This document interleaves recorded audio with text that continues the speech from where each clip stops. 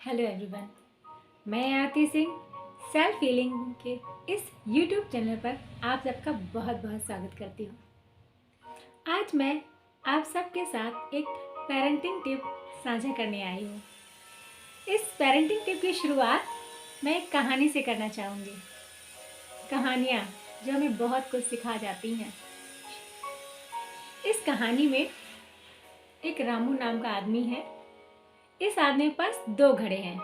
ये रोज सुबह इन 2 घड़ों में पानी भरकर आता है और सारे दिन फिर इसका काम चलता है और इसी पानी से इसका इस्तेमाल करता है और फिर जब ख़त्म हो जाता है तो फिर दूसरे दिन सुबह पानी लेकर जाता है भर के। तो इसमें जो 2 घड़े हैं एक दिन आपस में बातें करते हैं। एक घड़ा दूसरे घड़े से कहता है, तुम कितने अच्छे हो और एक मैं हूँ। भगवान ने मुझे ऐसा बनाया है कि रोज़ सुबह पानी तो मैं भर के पूरा लाता हूँ, लेकिन शाम तक होते होते पता नहीं कैसे मेरे घड़े का पानी ख़त्म होने लगता है। और तुम्हारा पानी देखो, जितना भर के आता है उतना ही बना रहता है और फिर सब लोग उसका इस्तेमाल अच्छे से करते हैं और मेरा पानी बर्बाद हो जाता है, पता नहीं कहाँ ख़त्म हो जाता है। और मैं तो अपने मालिक के प्रति वो भक्ति भाव भी नहीं प्रदर्शित कर पाता, अपने ईमानदारी भी नहीं दिखा पाता कि जितनी मेहनत से वो पानी लेके आते हैं उतनी मेहनत का प्रतिफल मैं उन्हें नहीं दे पाता। मेरे पानी का प्रयोग मेरे मालिक नहीं कर पाते। कितना बदनसीब हूँ मैं। और इस बात को सोचकर उसका वो घड़ा परेशान होता रहता है। और फिर अगले दिन फिर पानी आता है और फिर शाम तक उस घड़े का पानी पता नहीं अपने आप आधा कैसे हो जाता है। और जिस घड़े में पूरा पानी होता है वो बड़ा खुश कि अरे वाह, देखो मैं कितना अच्छा घड़ा हूँ, मैं तो पूरा पानी अपने आप ख़त्म नहीं होने देता, इसका इस्तेमाल मेरे मालिक करते हैं और मैं कितना वफादार हूँ। और उसकी बातें सुनकर फिर वो दूसरा घड़ा मायूस हो जाता है कि आखिर क्या मेरे कर्मों की सज़ा ऐसी क्यों है, मुझे ऐसा क्यों बनाया कि मेरे घड़े का पानी ऐसे बर्बाद हो रहा है, ऐसे ख़त्म हो रहा है। आखिर क्या बात है, मुझ में ऐसी क्या कमी है कि मैं अपने मालिक की पूरी ईमानदारी से सेवा नहीं कर पा रहा, उनको पूरे पानी का मोल नहीं दे पा रहा, आधा पानी तो यूं ही बर्बाद हो जाता है मेरा। तो जब वो घड़ा बहुत ही मायूस रहने लगा, बहुत दुखी रहने लगा, तो एक दिन उसके मालिक रामू ने उन दोनों की बातें सुन ली कि आखिर वो क्यों इतना मायूस रहता है, इतनी अपनी ज़िंदगी से नाखुश रहता है। तो उसके मालिक ने कहा कि तुम इसलिए परेशान हो ना क्योंकि तुम्हारा आधा पानी फैल जाता है, क्योंकि तुम्हारे घड़े में थोड़ा सा छेद है, वो छेद की वजह से ही पूरा पानी फैल जाता है। तो तुम्हें लगता है कि तुम्हारे जीवन की उपयोगिता अब नहीं है, तुम्हें नष्ट हो जाना चाहिए। ऐसा नहीं है।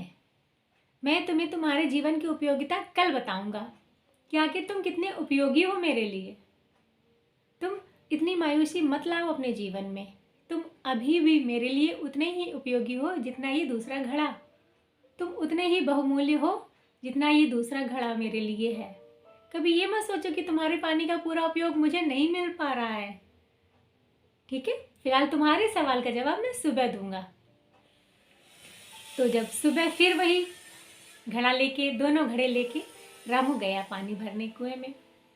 और जब लौट रहा था तो उसने उस घड़े से कहा जिसमें थोड़ा छेद था कि तुम जरा अपनी बाईं तरफ देखो तो, यहाँ पे कैसी फुलवाड़ी लगी हुई है, कैसे फूल खिले हुए हैं। और दूसरी तरफ जिस घड़े में छेद नहीं थे वहां कोई फुलवारी नहीं है।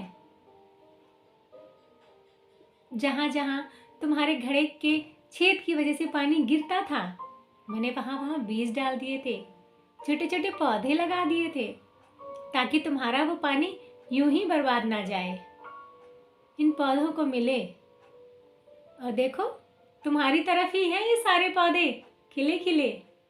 और दूसरी तरफ जिस घड़े में छेद नहीं है उसका पानी सुरक्षित तो है, लेकिन कोई पौधा नहीं खिला है। यानी तुम भी उपयोगी हो उतने ही जितना कि ये दूसरा घड़ा। कभी अपने मन में ये भाव मत लाना कि तुम मेरे लिए उपयोगी नहीं हो। ये कहानी कहीं ना कहीं मुझे छू गई। आजकल पेरेंट्स कंपैरिजन में एक दूसरे बच्चे को कि देखो वो ऐसा है, देखो वो ऐसी है, तुम भी ऐसे बनो, तुम भी ऐसा करो। इन सब के चलते हम बच्चे में वास्तविक जो पोटेंशियल है उसकी जो क्षमता है उसको कभी पहचान ही नहीं पाते। किसी बच्चे में सूर्य का प्रकाश होता है तो किसी बच्चे में चंद्रमा से शीतलता। अगर हम सूर्य के प्रकाश के बच्चे से चंद्रमा की शीतलता की मांग करेंगे तो वो कैसे देगा? और जो बच्चा चंद्रमा से शीतलता सा भरा हुआ है, अगर हम उससे सूर्य की प्रकाश की मांग करेंगे तो क्या वो अंदर ही अंदर टूट नहीं जाएगा? ये हमारे ऊपर है कि कैसे हम वो रामू, वो घड़े वाला बन के सही बच्चे का सही उपयोग, उसकी क्षमताओं का सही विकास कर सके। पहला काम हमारा ही है। हम कैसे पहचाने क्या हम इतने सक्षम हैं कि हम बच्चे की कमी को भी उसका सशक्तिकरण, उसका हथियार बना दें? क्या हमने खुद को इतना समय के साथ अपडेट कर रखा है कि हम परख सके, हम वो जौहरी बन सके जो उस हीरो को तराश कर सके, उस हीरे को निखार सके? क्या हमें वो जौहरी है? क्या हम में वो पेरेंटिंग स्किल है? पेरेंटिंग स्किल की सबसे पहली मांग है ऑब्जर्वेशन। यानी आप ध्यान दें कि आपके बच्चे की क्या कमियां हैं, क्या अच्छाइयां हैं, और सिर्फ उसकी अच्छाइयों को निखारते चले जाएं। देखिएगा कोई सूर्य से फिर चांद की शीतलता की मांग नहीं करेगा, कोई भी फिर चांद से सूर्य जैसी रोशनी की मांग नहीं करेगा, कोई बर्फ से नहीं कहेगा कि तुम मुझे आग दो, कोई आग से नहीं कहेगा कि तुम मुझे ठंडक दो। हर व्यक्ति की ऐसे ही अलग अलग क्षेत्र होते हैं, अलग अलग पहचान होती है, अलग अलग उसका पसंद होती है। एज ए गार्जियन हमारी सबसे पहली यही सीख, यही समझ होनी चाहिए कि हम उस नन्हे से बच्चे का, उसके गुणों का, उसके सही मार्ग का पहचान कर सके। देखिए गौतम बुद्ध की ये कहानी मुझे काफ़ी हद तक ये लगता है कि देखिए उनके पिता ने कितना प्रयास किया, जल्दी शादी करा दी, उनको सारे तरह के भोग विलास का जीवन दिया, लेकिन क्या वो उसको रोक पाए?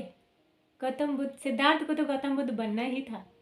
तो इससे बेहतर तो यही होता ना कि सबको जानते बूझते भी वो उनके सहयोगी बनते, उनके अंदर जो एक छोटा सा बीज था उसे वृक्ष बनने में उसकी मदद कर दे। लेकिन कहते हैं ना कि वो पिता थे, वो चाहते थे कि जो उन्होंने राज बनाया है, जो साम्राज्य बढ़ाया है, उसके बेटा उसको आगे बढ़ाए। हर माता पिता की चाहत होती है। अपनी चाहत के आगे हम ये भूल जाते हैं कि जो बच्चा हमारे आंगन में खेल रहा है वो खुद एक बीज है जिसमें एक वृक्ष बनने की अपार संभावनाएं हैं, लेकिन हम अपने वृक्ष के तले में ही उसको रखना चाहते हैं, उसको उतना बड़ा नहीं होने देना चाहते। कहते ना एक बड़े वृक्ष की छाया में जो छोटे छोटे पौधे होते हैं ना, वो कहीं ना कहीं मुरझा जाते हैं। मैं ये नहीं कह रही कि आप अपना प्रभाव उन पर ना डालें। कहते ना प्रभाव कहने से या करवाने से नहीं होता है, महसूस खुद ही बच्चा करेगा, क्योंकि बच्चे देख कर सीखते हैं, सुन कर नहीं। मतलब जो आप कहेंगे ऐसा करो ऐसा करो ऐसा करो, नहीं, आप क्या कर रहे हैं, इससे बच्चे अपने आप वो सीख वो समझ पैदा कर लेंगे। तो बस ये जो कहानी है ना रामू और उनके दो घड़ों की, इनसे आपने क्या समझा, आपने क्या जाना? फिलहाल मैंने तो यही जाना कि हर व्यक्ति विशेष है, उसके अंदर भी अपार संभावनाएं हैं। हमारे ऊपर है कि हम उन संभावनाओं को कैसे पहचान सकते हैं, कैसे निखार सकते हैं, उनको कैसा माहौल उसी तरह का दे सकते हैं जिसमें उनका सर्वोत्तम विकास हो, ना कि कंपैरिजन में उनको झोंक दें कि वो टूट जाए, बिखर जाए। हर व्यक्ति हर क्षेत्र में परफेक्ट नहीं हो सकता, कोई भी हर क्षेत्र में परफेक्ट नहीं हो सकता, लेकिन हाँ, वो जिसमें परफेक्ट है अगर उसमें उसका पूरा सहयोग उसको दिया जाए, उसको परफेक्ट बनाया जाए, तो उसके बाद उसे कोई रोक भी नहीं सकता, उसकी विशालता को कोई माप भी नहीं सकता। तो आज की मेरी यही टिप है कि कंपैरिजन से थोड़ा बचें और हर बच्चे की पसंद उसका ऑब्जर्वेशन करें, उस पर निगाह रखें, पैनी निगाह रखिए कि आखिर इसके अंदर क्या संभावनाएं हैं। उन संभावनाओं को समझने की कला खुद के अंदर डेवलप करें, और जब एक बार आप समझ जाएं कि हाँ, मेरे बच्चे में शांत सी शीतलता है या सूर्य का प्रकाश है, उसी तरह का माहौल उसके सहयोगी बने।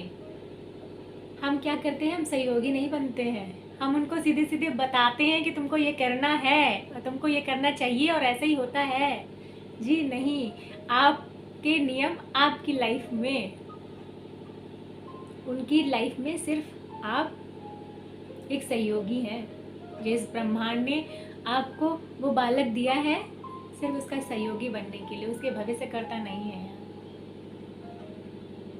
फिलहाल आज की कहानी के माध्यम से सिर्फ एक छोटी सी बात आप लोगों से साझा करना चाहती हूँ। फिर मुलाकात होगी अगले किसी और वीडियो में, तब तक के लिए नमस्कार, बहुत बहुत धन्यवाद। और हाँ, जिन्होंने अभी तक इस चैनल को सब्सक्राइब नहीं किया है, प्लीज़ ज़रूर सब्सक्राइब कर लें, और अगर आपको ये वीडियो अच्छा लगा है तो प्लीज़ अपने साथियों के साथ इसे ज़रूर शेयर करें, कमेंट करें और लाइक करें। Thank you so much, bye bye.